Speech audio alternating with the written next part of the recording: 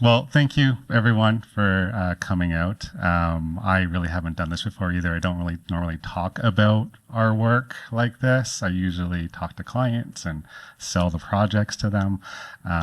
So this is kind of new for me as well.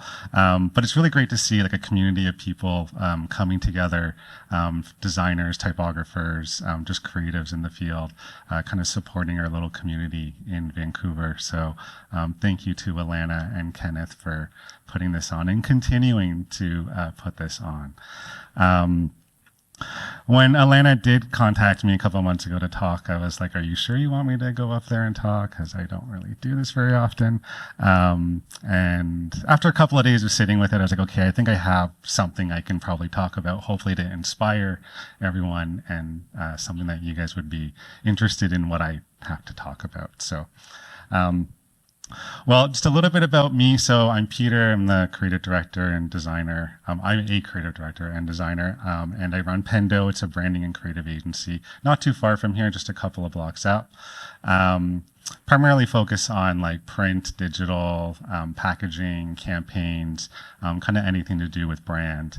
But really at the core for me is really about creative that ultimately that I'm hoping would inspire and engage people to be with our work. That's kind of really what gets me going every day and why I show up to work every day and why I love what I do. But before I go further into that, I wanted to maybe back it up a bit, talk a little bit of how I got here today, what I value in design, and how we kind of follow through with that. So a little bit about me. This is me as a kid. This has nothing to do with design or typography or my career. But I did ask my mom, can you send me some photos of me? And she sent me this one, which I have never seen before, and I thought it was kind of awesome. I love the plastic red convertible and the Dukes of Hazzard type on the tire there. Anyways, that's where it all started. So fast forwarding a little bit, I was first kind of interested in design from high school, as far back as I can kind of remember. I remember at that time, computers were just kind of being brought into kind of classrooms and the education system. We had computers at home and all that kind of stuff. But I remember I think I was in grade 9. There's probably like a senior student in one of the classrooms, and he was playing on a computer, and he had like type and he had color and he had images, and I was like, it just kind of opened my mind to being like, oh, I really love art class and I like computers and I can actually kind of like do both of them, and it's called graphic design. So it kind of just opened my mind to what was possible. I think he was probably playing in CorelDRAW at the time. So fast forward a couple of years, I was like making rave flyers and posters and party invites for friends, designing kind of anything that anyone would actually allow me to make for them. Just having a lot of fun at that time. Moving forward, went to college, went to multimedia design, which is what it was called at the time. It was a lot of like, it was some print, a lot of digital, Flash, Dreamweaver, Director, animation, video. That was like a really kind of fun time for me in my like kind of education. Basically every class was basically like, how can you make something out of this? What can you do with this creatively? So that was a really kind of fun time for me. But I found that I always kind of came back to design, and the idea and the concepts were really what I loved. It didn't really matter how I was applying it, whether it was through a website, a print piece, video, but it was always kind of like the ideas. That's what I really loved the most. Fast forward, I started working at an agency in Toronto, and then I eventually moved out here, worked at a couple of agencies out here, and then we started Pendo about 10 years ago. According to LinkedIn, there was 11, but I'll have to update that at some point. But one thing that I've always kind of carried through my career is my love for type and typography. I'm not a type designer. I tried to kern this as best as I could, but don't look too closely. But I've worked with many typographers over the years. I've also worked with Kenneth and Alana, both separately, on projects. And I've picked up enough kind of education and knowledge and just general interest to be kind of annoying and kind of dangerous with typographers, because I ask them to do a lot of things that they're like, that's not what you should be doing with it. But that's kind of what I also love about it, is that typography can really change how something looks, how it feels, and also what you're communicating. And it always comes back to this idea of kind of staying curious. And that's kind of where I wanted to kind of focus things today. Experimenting, exploring, that mindset has really kind of guided everything that we do, and everything that I try to impart on people and the people that we work with is just to kind of constantly explore new ideas and try new things, and things that you might not have been comfortable trying before, but let's push it further. I think a lot of us are tempted to kind of fast forward to the end result, the final product, that perfect shot, the really cool layout, or finding that really cool mock-up when you want to apply the design to it to show how cool it is. And that stuff does matter, and it has a place. But I think the most interesting part for me isn't necessarily the outcome, but it's also how we get there. Especially now with our tools, the programs that we have, they're quite powerful. They're doing a lot more for us. And even just like day to day and month to month, like how the programs are developing, the ones that we're using in our studio, really interesting to see what we can do with them. But the expectations are also higher from our clients. The turnarounds are turning faster. They want more things, a lot more polished, more refinement. And I just think that it's easy to lose that time in that area for experimentation, which I think is really important. Giving yourself the time and the space to try ideas, to make things. Not everything needs to work out immediately. But the outcome always kind of comes later. But what matters most to me is kind of that exploration and letting those things evolve. So what I'd like to do next is walk you through how I feel like we are practicing that kind of mindset in our studio and the work that we're doing, looking at some of the brands that we've done over the years through identity work, print, packaging, digital, but through the lens of typography. And that's where I kind of want to focus the stuff we're going to look at, is kind of extracting that from each of the projects and kind of really focus on those pieces there. It's not always perfect. It's not always correct. But that's not really the point a lot of the times. It's the exploration and ideas over perfection, and those kind of happy accidents along the way. So the first project I wanted to walk you through was Manukora. This is a New Zealand-based brand. It's a Manuka honey brand. We did a lot of work and strategy with them up front before we got to this point here. And we really wanted to position them into more of the health and wellness space. They were playing in a kind of a different space prior to this. It wasn't really working for them. And we thought, Manuka honey is very premium. It's not like your general kind of commodity honey, like honey in like a bare kind of plastic tube that you put on your cereal or you put on your peanut butter. Manuka honey is expensive. It's premium. And we thought this is where you need to position yourself as more of a health and wellness brand. Started off with the identity after we did all that work. We always start with sketches. I could not find any of them. I was digging through all of our files and I couldn't, so I put this page together instead. But we always start with sketches, kind of playing around with all kind of ideas there. But what I wanted to focus on for this was more of the type. So through our process, we found the typeface Moray, which I think some of you might know. And when we landed on that typeface, we felt it really represented the brand. It was feeling really good. It was maybe a little too crafty, and maybe like too many flourishes in it. So we ended up working with Kenneth actually at the time. And we customized it. We simplified it. We made it feel a little more sophisticated.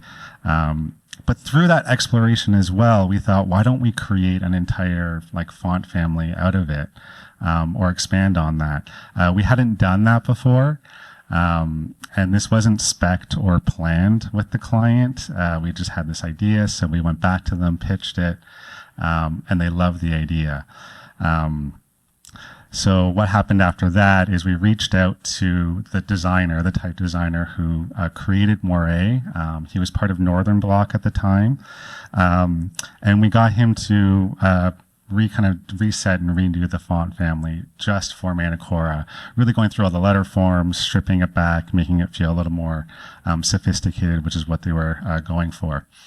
But at the same time, while that was happening, we were also exploring pairing the typeface with a sans serif called Metro.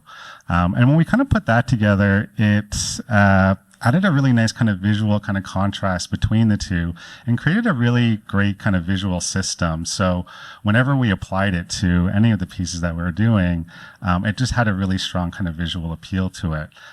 Creating a really nice system. So ultimately, it ended up being really well received and really kind of elevated kind of that perception of the brand, which is what they were going for.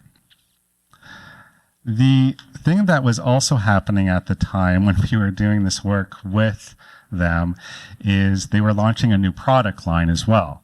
And this one was called Botanicals. They were basically taking Manuka honey and pairing it with superfoods like elderberry, echinacea, creating kind of a supplement brand. And they also had this need to launch in LA, which was kind of a crazy idea, but we met with them in LA. We did a lot of groundwork there. And they wanted to create this lifestyle brand. They wanted to be more youthful. Lots of brands lots of brands play in this space, especially when you go down to LA.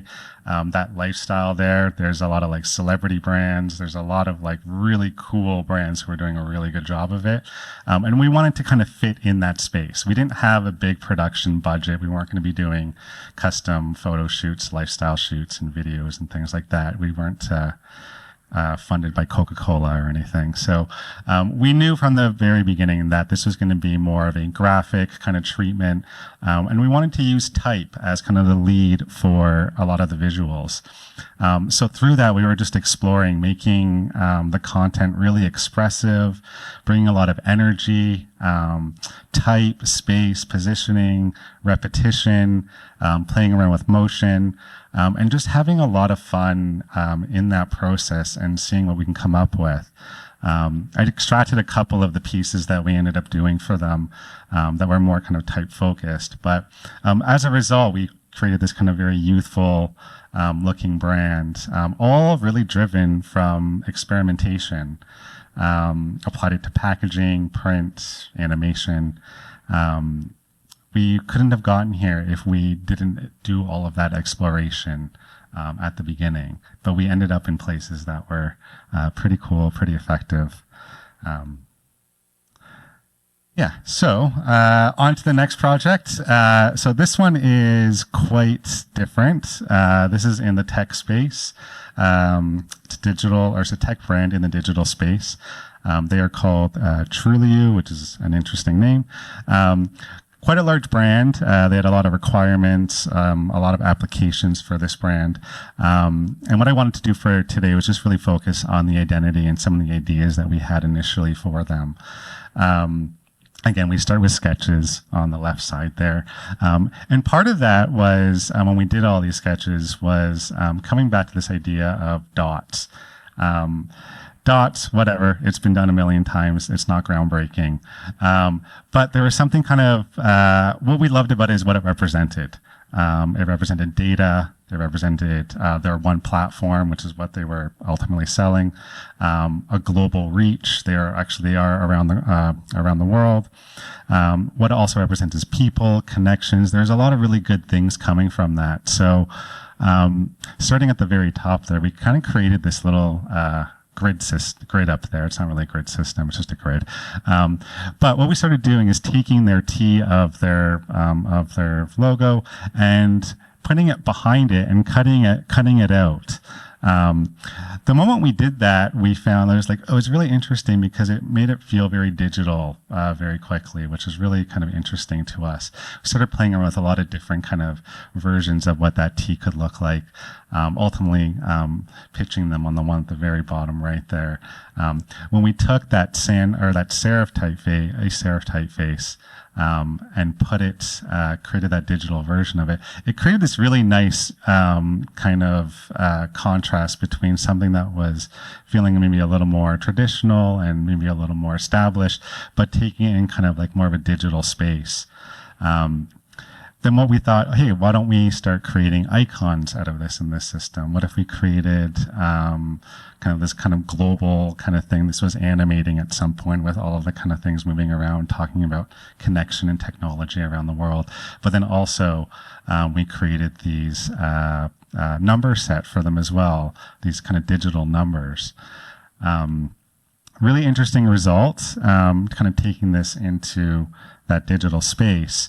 So this led to creating icons, graphics, numbers, symbols for them, and it became a really core element of the brand. Again, just kind of extracting more of the typographic stuff that we did for today. But looking at the number set there, we created these symbols, animating them as well, bringing them to life, applying it to web, mockups for now. All the applications. But the one that I really loved, and when we finally got to do this, was the one at the top right there, which we took those numbers into their space. They had a new space they were moving into. It was huge. And they needed these areas to kind of like sections. So we said, why don't we put the numbers throughout the space? So we worked with a local installation company and basically cut all these, like, I think it was over like 1,000 little dowels, hand painted them. And I was there. We were working with the company. They were installing them. They were gluing each of them one at a time. And it was a lot, but like, so cool, like really excited that we got to do that and just taking that into their space, really unexpected, really fun. Another project that we had worked on, this is, again, I thought was kind of applied to today, was Cambie Village. This is also kind of more of a typographic way, but kind of in a different way. So you guys might be familiar with Cambie. Cambie Village is a little further up, kind of like where 12th and Cambie is, the Whole Foods, and kind of a bit higher up from there. They're a business association. Cambie Village is an older part of Vancouver. At the top left there, you can see some of the shots there. It's got this Art Deco era to it. City Hall, the Park Theater, and just like little nods throughout the area. Maybe not as much as it was before. But we thought, hey, that's a really interesting kind of history there. Why can't we kind of start kind of our thinking and ideas from that space? So started creating some sketches and things just kind of inspired by that era, and then looking at some type as well that kind of harkened back to that Art Deco era. But then that kind of led us to something else a little different, which was, what if we used just shapes to create the letter forms for Cambie? And kind of taking that into like this space kind of down here. That's where we really started kind of playing and having a lot of fun there. But it was simplifying them, modernizing them, using them to create kind of the identity there. But then it also led, on the farther right side there, to taking those shapes and being like, well, what else can we kind of do with these things? And started creating this kind of grid system, and creating these like kind of geometric pieces of art that also kind of related back to that era and that time. So we created a really kind of robust system for them, and that kind of end result there was an identity that can be kind of seen across the brand, but in many different forms, in many different ways. Whether it's through banners, through like postcards and promos, posters, doing renderings, doing maybe kind of a fun animation there, really kind of pulling it apart. But when you kind of see that whole system, you kind of always are able to see Cambie in it in kind of many different ways. Another project, I thought this is a great example of typography first and type and packaging. Thomas Hawes, he's a well-known chocolatier. He's got a couple of shops in Vancouver, and he's got his product in a lot of the kind of grocery stores. And Thomas already had the vision for the products. He knew that he wanted to do this line of dark chocolates. Dark chocolate is a very rich, bold kind of flavor. And he wanted to make it more of a premium product, the premium product in his shops and the products that he was selling. And the other part of that was this idea of simplicity. There was very little ingredients put in these. That was kind of a mandate for him for sure. And so we wanted to bring that through the work. So we first started with naming the project or naming the product line and doing the identity, the word mark for it. And both of those kind of lived up to his vision for it. Simplicity, it's bold, it has presence. Once we were finished that, then we're like, how do we apply this to the packaging? And that's when we started having a lot of fun with it. I don't have a lot of the kind of experimentation that we were doing on this one. But we landed in this area where we're like, well, what if every time the mark was applied, it never really fully fit on the place that it was, the space that it was given. So it always had to wrap around something. It was always cropped. It was always too big for it. But also kind of creating these kind of playful moments as well. So it's quite serious on the outside, but when you open up the package and the chocolates, you get these kind of little moments. Again, using typography as the lead, but these little kind of fun moments to bring a bit of playfulness to it.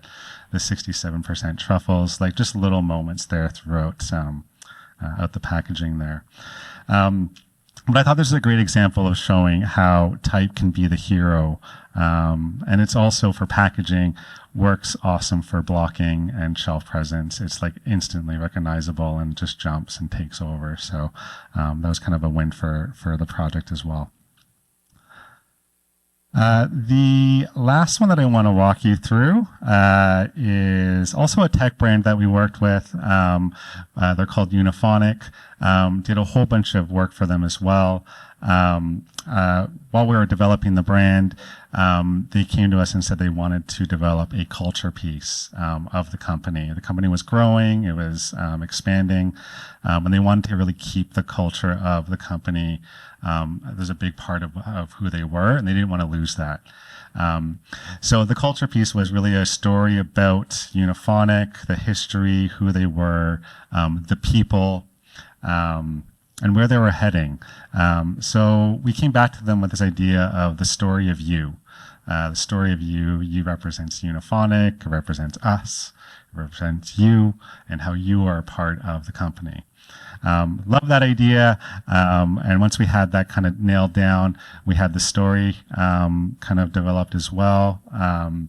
There was a lot of content to kind of put through this book. It was around a 70-page book.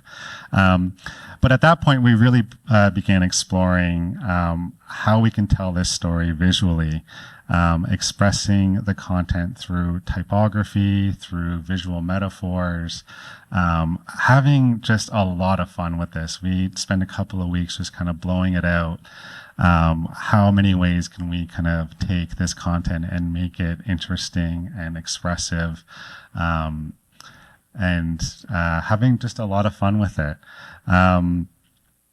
So the end result was a piece that people could engage with, that they wanted to engage with, and they wanted to go through each of the pages and take that content in. I'm showing you kind of the highlights. There is actually a lot of other content heavy pages, but these are kind of the highlights throughout the document there.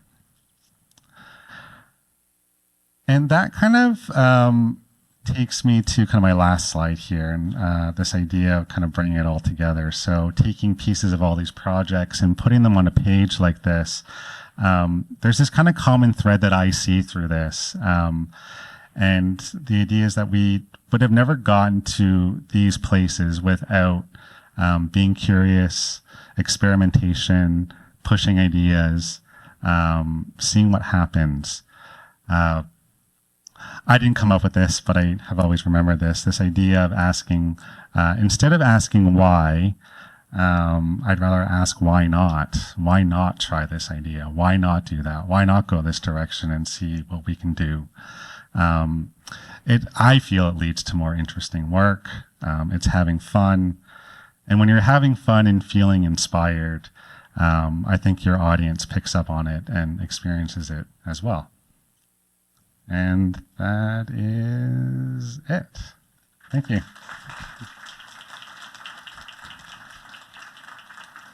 Thanks so much, Peter. That was fantastic. I feel like we got sort of like the visually rich treatment, like the chocolates, but with all your beautiful work. It's incredible. So does anyone have any questions for Peter? Yeah, we'll go here and then here.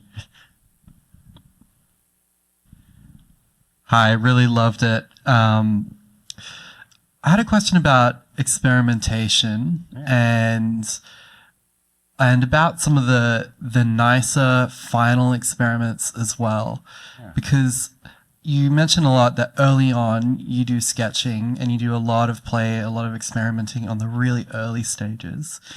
But then at the end, we also have so many lovely, nice, playful spreads and animations and kind of experimental final images as well. And so my question is, do those final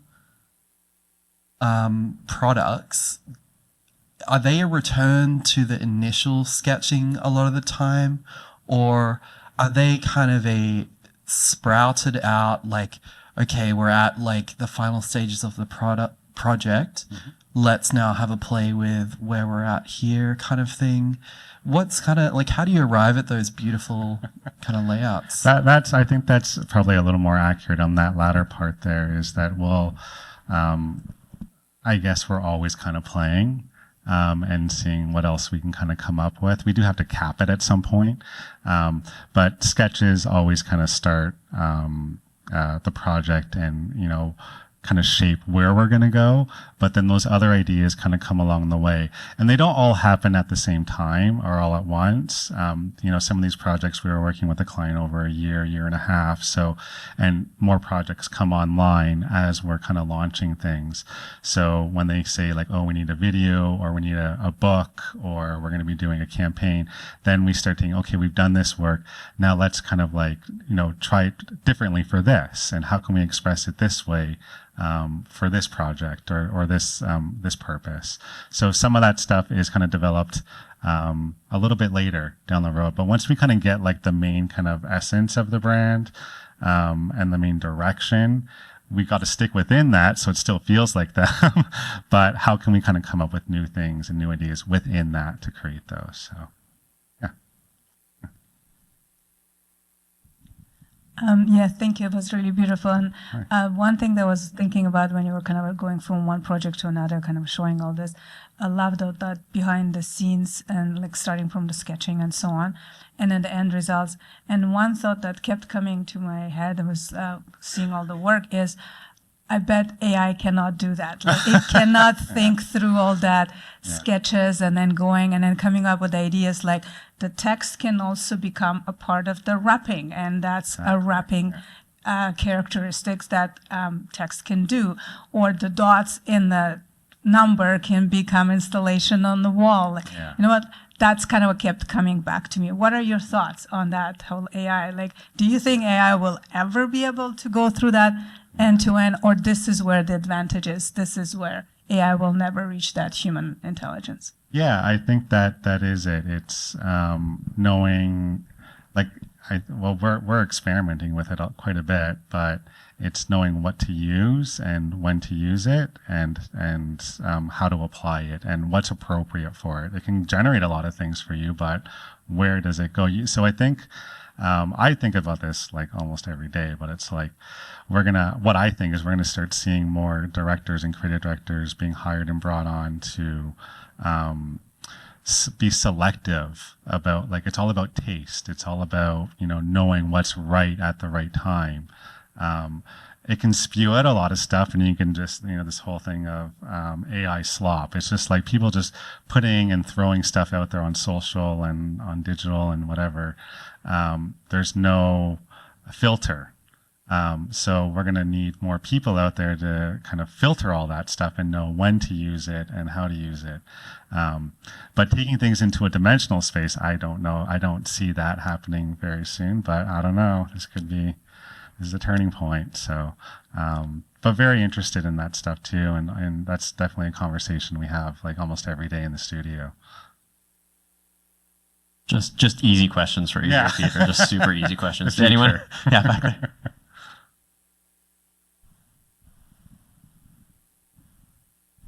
Oh, hi. Beautiful presentation. I think my question is regarding more like the strategy about like the typographic instead in terms of when you are direct all these kind of projects, you have a lot to consider, not only the type, but also different assets and directions. So in terms of typography, you can also take different roads, right? For example, if it's like a custom type, if it's like a paid license. So how do you have like a strategy since the beginning to start each project, or as long as the project goes, you start like defining those kind of things? So, or how does it work? It changes for every client, really. If we know the client has budgets and they're ready to go, then we can like start blocking that stuff in. I find it's hard to sell assets to custom assets to clients if they don't have big budgets. But even if they do have bigger budgets, it's still kind of a challenge to sell them on doing custom. They're like, well, you guys selected a typeface for me already. It looks great. I don't need to do any more to it. So sometimes you have to show them. We're doing this right now with one of our other clients where, we want to do custom photography for them. So we need to we start pulling in custom images and the style of photography that we want, showing them that they can't get it with stock. You can't do that. So you have to kind of show them sometimes. And sometimes it's creating kind of like mood boards for them, mock-ups, dropping that stuff in. Even with Manicora as well, after we did the custom word mark for them, they saw the value in it, and they saw like how the change went from the original one to the one that they loved. And they're like, oh yeah, now we need to do the rest of the typeface. But if I came to them out of the gate saying, you guys need to do custom typography, they'll be like, what is that? And I don't need that. So sometimes you just have to show them. That's the best way. That's how I'm doing it. Not always the best way, but sometimes it works. Yeah, it certainly does work. Thank you so much, Peter, for showing us all of that fantastic talk.